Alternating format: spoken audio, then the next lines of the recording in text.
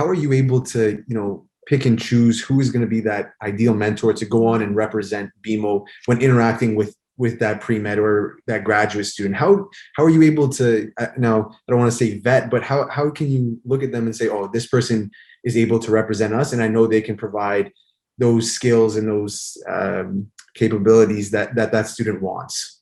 We have a specific process to first select our essentially coaches, admission experts, and then a specific process to train them. So BeMo actually uses the tools developed by SwordSmart to do the screening process, and we select them based on intrinsic motivation, conscientiousness, and coachability. Because if someone's going to be a model for our students, we believe they require those three qualities, just like any other profession. That's one. Secondly, we do a functional assessment of their ability. So if they're going to, for example, help somebody with interviews, we need to know, can you do that? If you're going to review someone's personal statement, hey, can I see a sample of you doing that?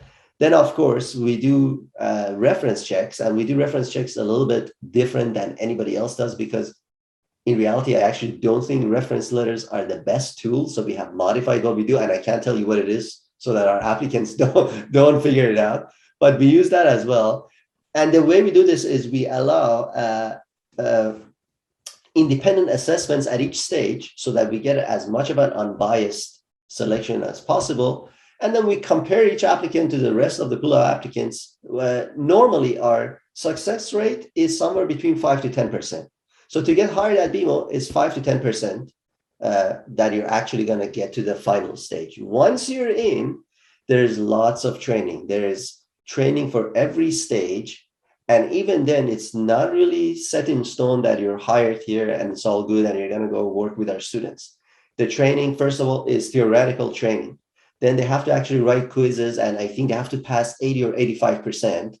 That's the passing grade. So it's not like 50%. They have to do really well. Then when they're ready, they go with our lead trainers who have a lot of experience with them. They do coaching with students, so they're monitored. And once the lead trainers say, okay, you're good, you have sound judgment, now you could go and do this on your own. That's the only time they can.